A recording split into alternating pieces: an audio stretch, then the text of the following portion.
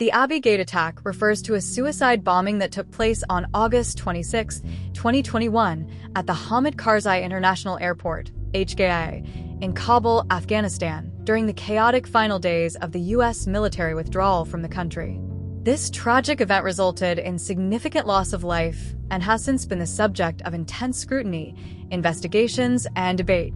Below is a detailed overview based on available information up to March 6, 2025.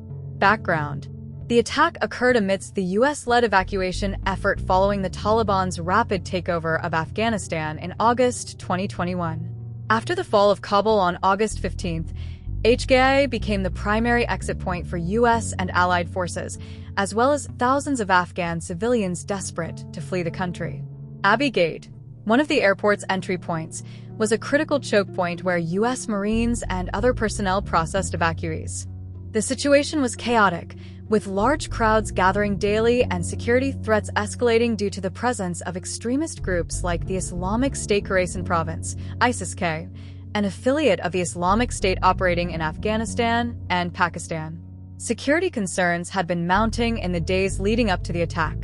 Hundreds of ISIS-K militants had escaped from prisons at Bagram and Puli-Charki following the Taliban's advance.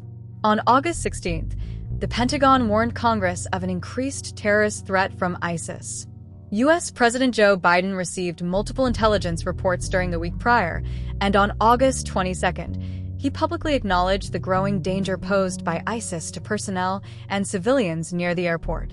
Hours before the attack, U.S. and U.K. officials issued warnings to citizens to avoid the airport due to credible threats of an imminent attack by ISIS militants.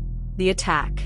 On August 26, 2021, at approximately 5:36 p.m. local time, a suicide bomber detonated an explosive vest packed with roughly 20 pounds of military-grade explosives and ball bearings at Abbey Gate. The bomber, later identified by the U.S. military as Abdul Rahman al-Logari, an ISIS-K operative, slipped through the crowd and approached U.S. Marines stationed at the gate. The explosion unleashed a devastating blast, killing at least 182 people, including 13 U.S. service members, 11 Marines, 1 Navy corpsman, and 1 Army soldier from the 8th Psychological Operations Group.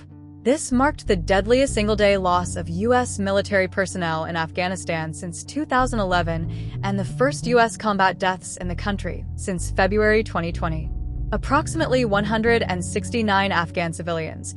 The exact number varies slightly by source, but the attack claimed a significant toll among Afghans gathered at the gate, including men, women, and children.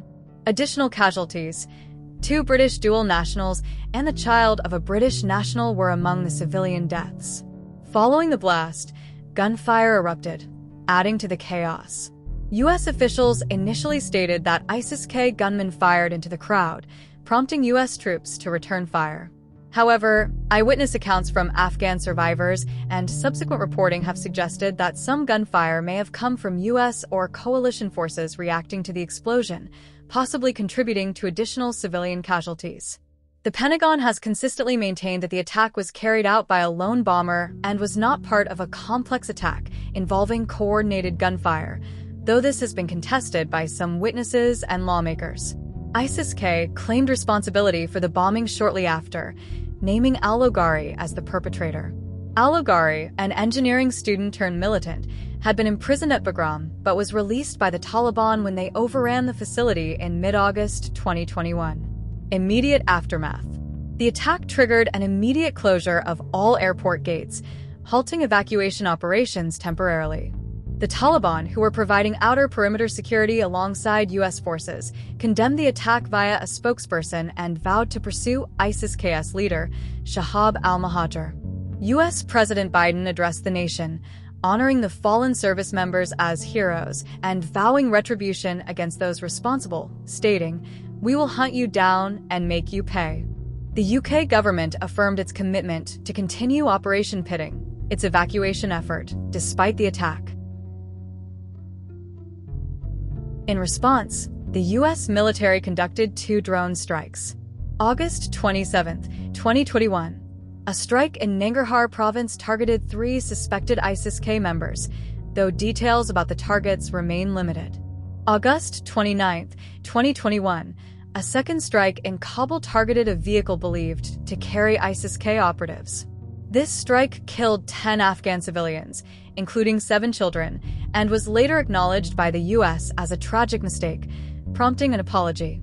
The 13 U.S. service members killed were Marine Corps Lance Corporal David L. Espinoza, Marine Corps Sergeant Nicole L. G., Marine Corps Staff Sergeant Darren Taylor Hoover, Army Staff Sergeant Ryan Christian Naus, Marine Corps Corporal Hunter Lopez, Marine Corps Lance Corporal Riley J. McCullum, Marine Corps Lance Corporal Dylan R. Marola, Marine Corps Lance Corporal Kareem M. Nikwi, Marine Corps Corporal Dagon W. Page, Marine Corps Sergeant Yohani Rosario, Marine Corps Corporal Umberto A. Sanchez, Marine Corps Lance Corporal Jared M. Schmitz, Navy Petty Officer 3rd Class Maxton W. Soviak.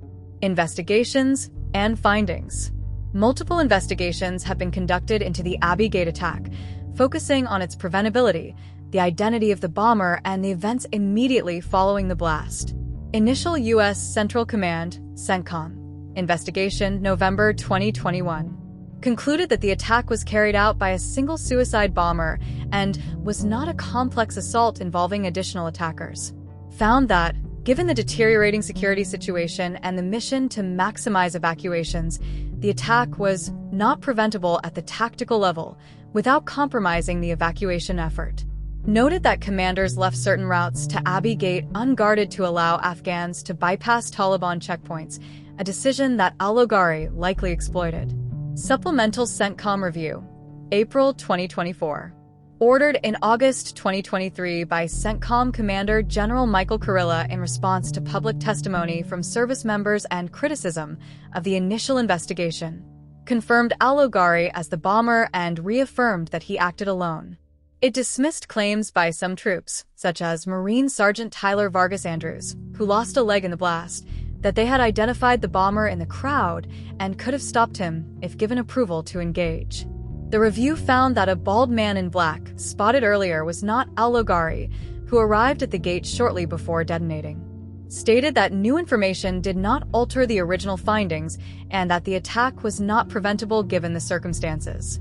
Acknowledged that the Taliban used excessive force near Abbey Gate, contributing to civilian deaths, but found no evidence of significant U.S. outgoing fire post-blast. Controversy and additional evidence. A CNN report in April 2024, based on Marine helmet camera footage, showed multiple bursts of gunfire after the explosion, contradicting the Pentagon's assertion of minimal outgoing fire. Afghan witnesses reported being shot at by U.S. forces, raising questions about whether panic fire increased the civilian toll. The Pentagon disputed these claims, stating that its reviews found no evidence of a complex attack or significant U.S. gunfire post-blast, but critics, including lawmakers like Representative Michael McCall, Republican Texas, have demanded further transparency, questioning why Afghan survivors and doctors were not interviewed more extensively. Arrest of Mohammed Sharifullah, March 2025.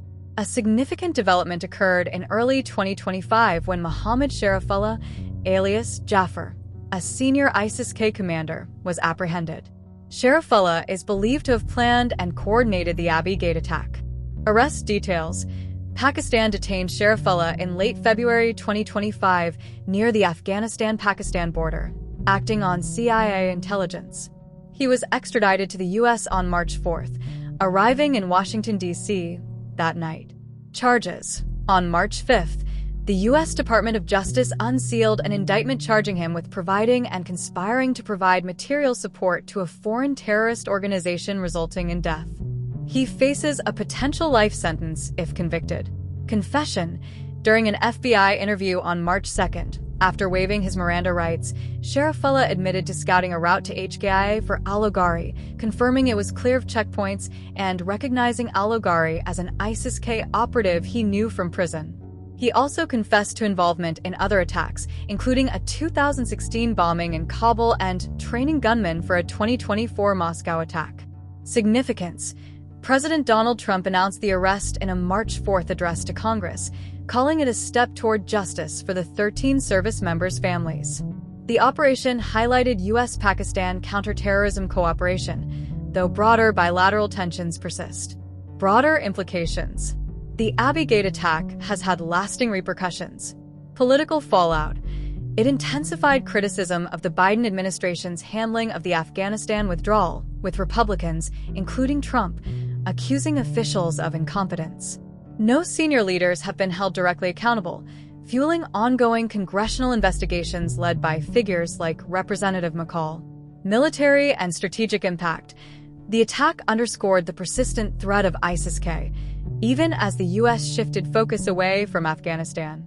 The Taliban's failure to curb such groups has strained its relations with neighbors like Pakistan. Human cost. Beyond the immediate deaths, scores were wounded, and the psychological toll on survivors, including U.S. troops and Afghan civilians, remains profound. Gold Star families and veterans continue to seek answers and accountability. Unresolved questions. Despite extensive investigations, some issues remain contentious. Was the attack truly unpreventable, or did intelligence and command failures play a role? Did U.S. gunfire contribute significantly to civilian deaths post-blast, as some evidence suggests? How did al-Logari evade detection despite heightened security alerts? The Abbey Gate attack stands as a grim symbol of the chaotic end to America's longest war, a moment where bravery, tragedy, and unresolved questions converged amid a historic withdrawal. As of March 6, 2025, the arrest of Sharifullah offers a measure of closure, but the full story continues to evolve as new evidence and perspectives emerge. Mohammed Sharifullah, a senior ISIS-K commander arrested in early 2025 and extradited to the United States, admitted to involvement in multiple terrorist attacks, including a 2016 suicide bombing in Kabul and the 2024 attack on Crocus City Hall near Moscow. Below are the details of these two incidents based on available information as of March 6, 2025, including Sharifullah's confessed roles. 2016 Kabul bombing, Canadian Embassy attack. Date: June 20th, 2016. Location: Kabul, Afghanistan, near the Canadian Embassy. Details: a suicide bomber detonated an explosive device targeting a minibus carrying security guards employed by the Canadian Embassy. The attack occurred around 6 a.m. local time as the guards were being transported to work. The blast killed at least 14 people, including 13 Nepalese security contractors and 1 Indian contractor, with some Afghan sources reporting up to 17 deaths, when including civilians. At least 8 others were wounded, including Afghan soldiers guarding the vicinity and nearby civilians. The Islamic State, ISIS, claimed responsibility for the attack through its Amaq news agency, though initial reports also noted a Taliban claim, creating some ambiguity that was later resolved in favor of ISIS attribution. The bomber reportedly approached the vehicle on foot before detonating his explosives. The Canadian Embassy itself was not directly hit, but the attack underscored the vulnerability of foreign missions and their personnel in Kabul amid ongoing insurgent activity. Canada condemned the attack, with then Prime Minister Justin Trudeau calling it a senseless act of violence. Sharifullah's admitted role. During an FBI interrogation on March 2, 2025, after his arrest, Sharifullah confessed to conducting surveillance to prepare for the attack and transporting the suicide bomber to the target area. According to a U.S. Department of Justice complaint, he scouted the route and ensured the bomber reached the minibus carrying the embassy guards. Sharifullah told investigators he had joined ISIS-K in 2016, the year of this attack, suggesting it was one of his early operations with the group. His involvement highlights his role as an operational facilitator within ISIS-K's network in Kabul at the time. Context: this attack occurred during a period of heightened violence in Afghanistan, as the Taliban and ISIS competed for influence. ISIS-K, emerging as a significant threat in 2014 to 2015, sought to challenge both the Afghan government and the Taliban through high-profile attacks on foreign and government targets. The bombing reflected ISIS-K's strategy of targeting symbols of international presence to gain notoriety and recruits. 2024 Moscow attack, Crocus City Hall massacre. Date: March 22, 2024. Location: Crocus City Hall, Krasnogorsky District, Moscow Oblast, Russia. approximately 20 kilometers northwest of Moscow. Details: a group of 4 gunmen affiliated with ISIS-K attacked Crocus City Hall, a large concert venue and shopping complex, during a performance by the Russian rock band Picnic. The assault began around 8 p.m. local time, just before the concert started, with an estimated 6,200 people in attendance based on ticket sales. The attackers, armed with AK-style rifles and other firearms, opened fire on the crowd, shooting indiscriminately. They also set fire to the building using incendiary devices or gasoline, causing a massive blaze that collapsed the roof and trapped victims inside.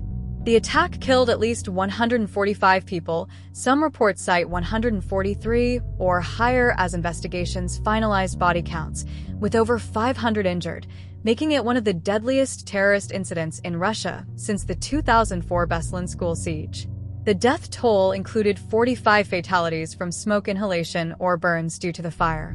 ISIS-K claimed responsibility within hours via its Amaq news agency, describing it as an attack on a large gathering of Christians and releasing bodycam footage purportedly showing the gunmen executing the assault. Russian authorities arrested the 4 primary gunmen, identified as Tajik nationals, within a day, along with several alleged accomplices. Russian officials, including President Vladimir Putin, initially suggested a Ukrainian link, but U.S. and French intelligence corroborated ISIS-K's involvement, dismissing Kiev's role. The U.S. had warned Russia of an impending ISIS-K attack earlier in March 2024, though Moscow downplayed the alert. Sharifullah's admitted role. Sharifullah confessed to the FBI that he provided weapons training to the attackers. Specifically, he admitted to sharing instructional videos on how to use AK-style rifles and other firearms with the would-be gunmen, at the direction of an unnamed senior ISIS-K leader. He recognized 2 of the 4 arrested gunmen as individuals he had trained, linking his actions directly to the attack's execution. His role was remote but critical, enabling the attackers' operational capability. The U.S. Department of Justice complaint notes that he provided this support on behalf of ISIS-K, reinforcing his status as a key planner across multiple operations. Context: the Moscow attack was part of ISIS-K's broader campaign to strike beyond its Afghanistan-Pakistan base, targeting Russia due to its military involvement in Syria against ISIS and its perceived anti-Muslim policies. The use of Tajik nationals reflected ISIS-K's recruitment from Central Asia, where economic hardship and radicalization have fueled its ranks. The attack heightened global concerns about ISIS-K's resurgence, especially after its demonstrated ability to project power into Europe following the U.S. withdrawal from Afghanistan in 2021. It also strained Russia's security narrative, prompting criticism of its intelligence failures. Sharifullah's broader involvement.